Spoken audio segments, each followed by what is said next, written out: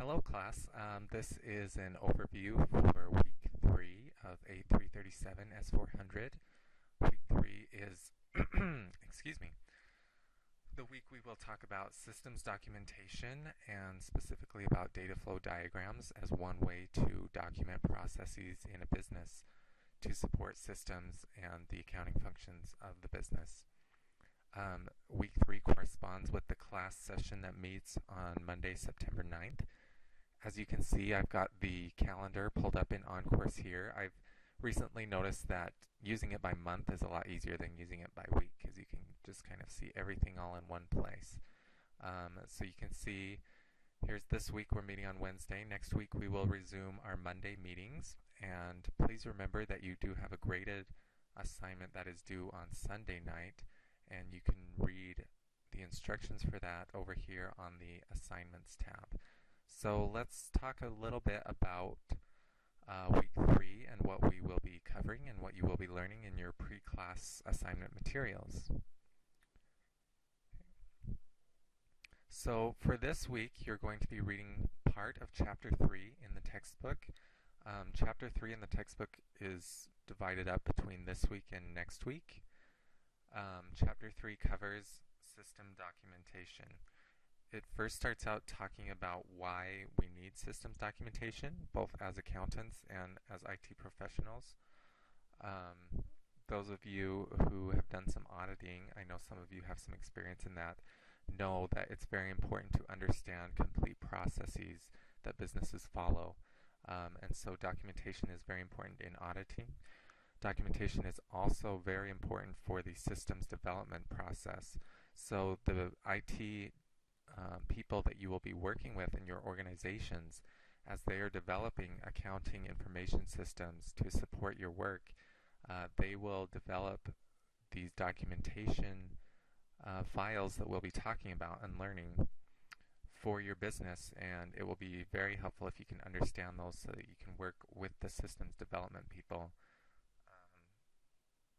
In addition, if you're doing consulting, I know I've had some experience doing consulting, and we used the flowcharts and diagrams that we'll be talking about this week. We use those a lot in our consulting to help the business owners see where their processes are at and how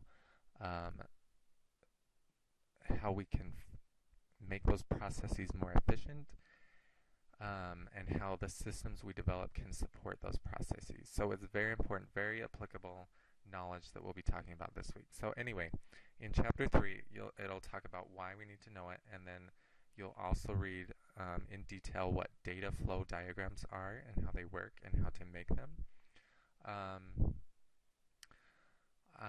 I've included, along with the reading, some slides that go along with it. Again, the slides don't replace the reading. There may be material on the quiz or the exam that is not necessarily on the slides. Those are just for your benefit if you want to use them.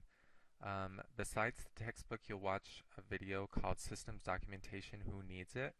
And this goes a little bit more in depth of why what we're talking about is applicable to the real world, and why you need to know it. The textbook just kind of briefly goes over that, but this video gives a little more detail on that. This video was created by Joyce Byrer, who is the coordinator for the S400 A337 course. So it's her voice that you'll be hearing when you watch this video, and she's also included the slide deck from that video. She also created this other video that you'll be watching, which is a tutorial video. It walks through how you can create a data flow diagram. The slides for that are also available here in the pre-class materials. So the textbook goes over all the details, but then the video will be an actual tutorial that you can follow along with to see how to create a data flow diagram. And this video references a narrative Word file, and that is also attached here. So after you've watched the videos and read the text, there are some practice files, so you can practice making a data flow diagram, which you will need to know how to do for quizzes and exams. So this zipped file has three different practice files that you can go through and create a data file diagram. It would be very beneficial if you could work through as much of those examples as you can, at least do one at the very minimum. So that's what we're looking at for this upcoming week.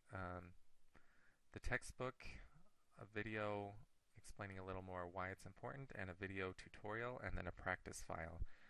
So by the end of the week, when you come to class, you will have a very firm grasp on what data flow diagrams are, how you can use them in the real world, and you will know how to make them.